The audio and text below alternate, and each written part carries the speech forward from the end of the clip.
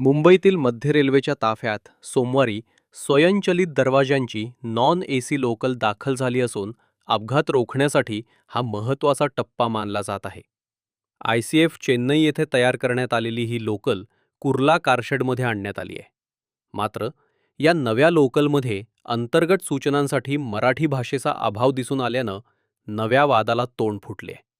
केंद्र सरकारच्या धोरणानुसार मराठी, हिंदी आणि इंग्रजी या 3 भाषांचा वापर अपेक्षित असताना या लोकलमध्ये हिंदी आणि इंग्रजीचा उल्लेख दिसून आला तर मराठीकडे दुर्लक्ष झाल्याची टीका होत आहे. दरम्यान मध्य रेल्वेचे मुख्य जनसंपर्क अधिकारी स्वप्नील नीला यांनी स्पष्ट केले की ही लोकल अद्याप प्रवाशांच्या सेवेसाठी उपलब्ध नाही. आरडीएसओच्या विविध टप्प्यातील ट्रायल्स पूर्ण झाल्यानंतरच ही लोकल सेवेत दाखल केली जाणार आहे. तसेच सध्या असलेल्या मराठीतील त्रुटी आणि इतर तांत्रिक बाबी दुरुस्त करूनच प्रवाशांसाठी ही सेवा सुरू केली जाईल, असंही त्यांनी सांगितले. ट्रायल दरम्यान वेगवेगळ्या गती आणि सेक्शनमध्ये चाचण्या घेतल्या जाणार असून सर्व बाबींचे परीक्षण करून आवश्यक बदल केल्यानंतरच ही लोकल मुंबईकरांच्या सेवेत दाखल होणार आहे. आता सध्या जी लोकल आपल्याकडे आलेली आहे, या लोकलवरती ही लोकल अद्यापपर्यंत आपण प्रवाशांच्या सेवामध्ये उपलब्ध केलेली नाही. आपल्याला जसं पूर्वी पण सांगण्यात आलेलं आहे, ही जी स्वयंचलित दरवाजाची लोकल आहे, या लोकलच्या माध्यमातून आपण आत्ता आरडीएसओचे ट्रायल केल्यानंतर, प्रवाशांसाठीचे ट्रायल केल्यानंतर ही लोकल प्रवाशांच्या सेवेमध्ये उतरवणार आहोत. याच्यामध्ये ज्यावेळेस ही लोकल प्रवाशांच्या सेवेसाठी दाखल होईल त्यावेळेस निश्चित रूपामध्ये यामध्ये मराठीच्या सर्व ज्या गोष्टी आहेत त्या व्यवस्थितपणे एन्श्युअर केल्या जाणार आहेत. हा रेक सध्या ICFद्वारे तयार करून आपल्याकडे पोचलेला आहे आणि या रेकमध्ये कुठल्याही प्रकारची कमतरता ज्यावेळेस हा रेक सर्व्हिसेसमध्ये इंट्रोड्यूस केला जाईल त्यावेळेस नसणार आहे.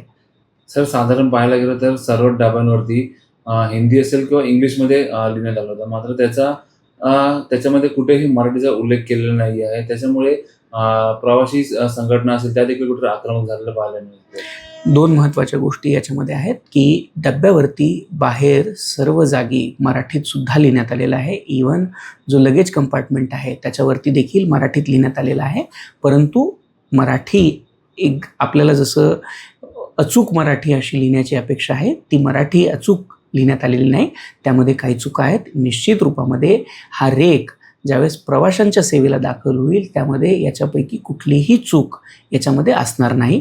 ह्या सर्व करेक्शन्स केल्यानंतरच हा रेक प्रवाशांच्या सेवांसाठी दाखल केला जाईल. सर, साधारण कधीपर्यंत ही ट्रेन लोकांच्या सेवेसाठी उपलब्ध होईल? जसं मी आपल्याला काल पण सांगितलं, आता सगळ्यात पहिल्यांदा याच्यामध्ये आरडीएसओचे जे COCR ट्रायल्स आहेत ते केले जातील. आरडीएसओच्या COCR ट्रायल नंतर ते पूर्ण झाल्यानंतर ते वेगवेगळ्या स्पीडवरती आणि वेगवेगळ्या सेक्शनमध्ये केले जातात.